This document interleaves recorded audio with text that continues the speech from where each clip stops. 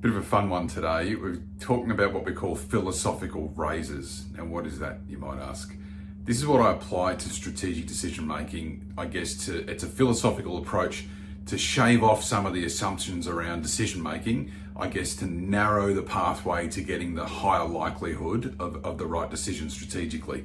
Now there's a number of them, there's quite a few, you go looking for them, but I've picked 4 today that I use quite regularly and a bludgeon, which I'll explain very soon.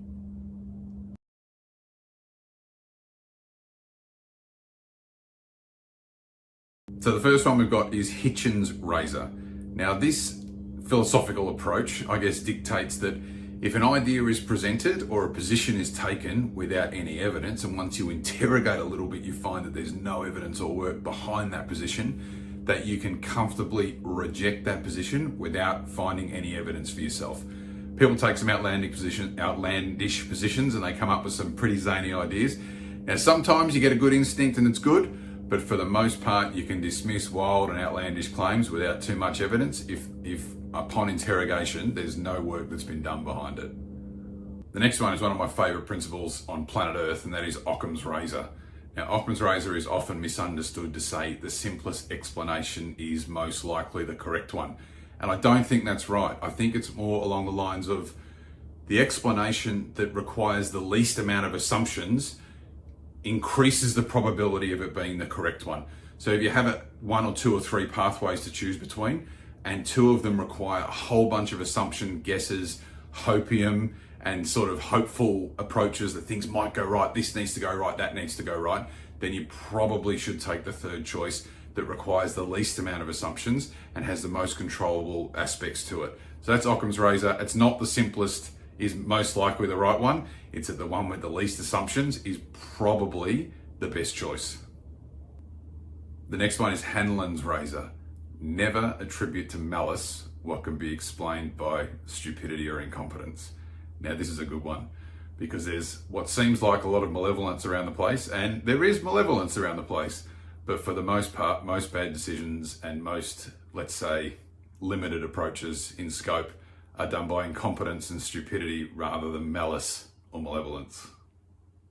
The next fun razor is Feynman's Razor, and this is a very good one. It's a very interesting one because it basically states never use overly complex language to explain a concept or to explain an idea, and be very wary of people who use overly complex language to explain an idea.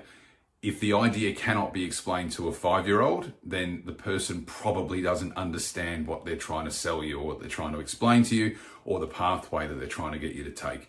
So Feynman's Razor is very important. If someone's using overly complex language, ask them to simplify it. Talk to me like I'm a 5-year-old. And if they can't explain it to you like you're a 5-year-old, they probably don't know what they're talking about. Last one for today is not in fact called a razor, it's called a bludgeon. It's called Crabtrees Bludgeon, and it's a bloody doozy.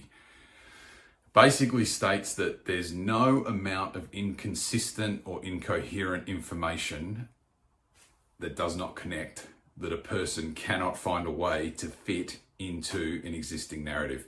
So they can grab a whole bit of information that explains something entirely different, but if they're so ideological about a certain subject, they will find a way to bludgeon that information into their existing mindset. And you see this everywhere, particularly, social media, these sort of places.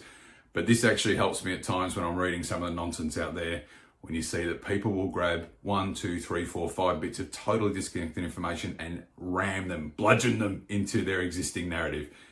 Once you know that, once you think like that, you can start to discredit and forget and not get bothered by some of the things going on out there. So that's it for today. 4 razors and a bludgeon. They're very useful when you're coming to strategic decision making, when you're listening to people selling strategic decision making or trying to take you on a path. Taking these simple approaches, they're rules of thumb, they've been around some of them for a very, very long time.